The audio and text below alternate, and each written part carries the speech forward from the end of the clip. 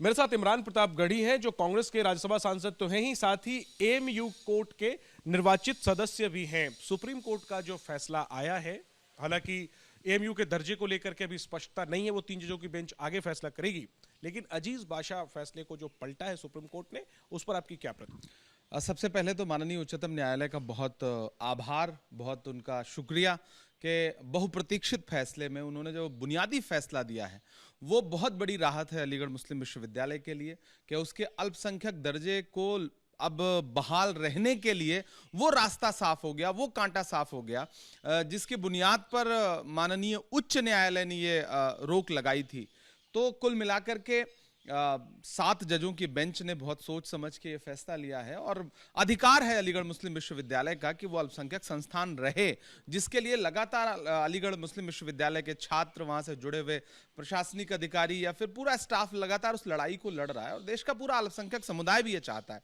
तो हम बहुत खुश हैं और मैं अलीगढ़ मुस्लिम विश्वविद्यालय के कोर्ट मेंबर की हैसियत से तमाम अलीग बिरादरी को इस बात की मुबारकबाद भी देता हूं कि वो बुनियाद अब बहुत मजबूत पड़ गई है। और सरकार से भी मेरी गुजारिश है कि सरकार खुद आगे बढ़े और इस तरह के जो भी अल्पसंख्यक संस्थान हैं जिनकी राह में सरकारी रोड़े अटकाए जा रहे हैं इन दिनों, राज्य सरकारों की तरफ से भी और केंद्र की तरफ से भी, आप खुद जब ये कहते हैं कि सबका साथ सबका विकास, तो फिर शैक्षणिक संस्थानों पर इस तरह से सरकारी साजिश करके उनके अल्पसंख्यक दर्जे के साथ न खेला जाए, ये मेरी सरकार से भी गुजारिश है। इमरान जी, क्या इसका मतलब ये माने कि जो 3 जजों की बेंच जो आगे तय करेगी एएमयू के स्टेटस पर, उसको लेकर के आप लोग भरोसेमंद हैं कि माइनॉरिटी स्टेटस के पक्ष में ही वो फैसला जब भी आएगा तब आएगा? हाँ, जो अभी पूरा जजमेंट तो हम लोगों ने नहीं पढ़ा है, लेकिन जो बुनियादी बातें छन के सामने आ रही हैं उसके आधार पर तो एक तरह से ये रास्ता साफ हुआ है और फैसला अल्पसंख्यक संस्थान के बहाल रहने के पक्ष में ही आया है। और हमें पूरा विश्वास है कि 3 जजों की बेंच भी,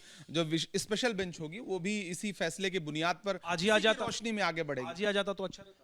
आ जाता तो बहुत अच्छा था, लेकिन ठीक है, माननीय उच्चतम न्यायालय ने हो सकता है कुछ सोच समझ के दामन को साफ सुथरा रखते हुए ये फैसला दिया हो। एक आखिरी बात, एक आखिरी बात, एएमयू के माइनॉरिटी स्टेटस की जो बहस है उस पे एक उसके खिलाफ में जो दलील दी जाती है कि उसका सारा खर्चा भारत सरकार के कोष से जाता है, तो फिर माइनॉरिटी स्टेटस क्यों रहना चाहिए, उसको अलग स्टेटस क्यों रहना चाहिए?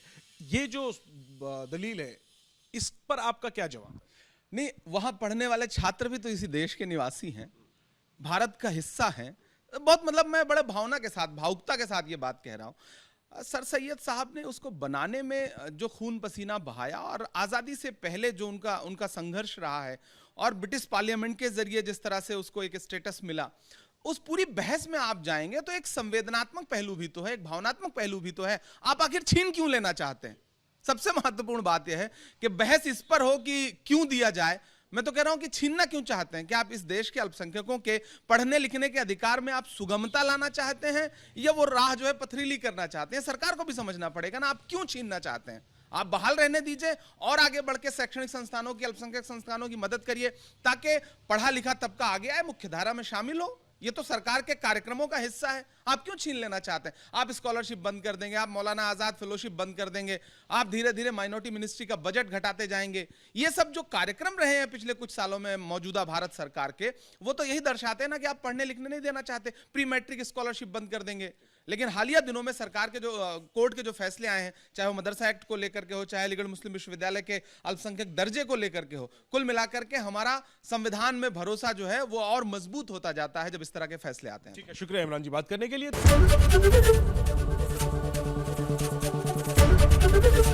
एबीपी गंगा, खबर आपकी, जुबान आपकी।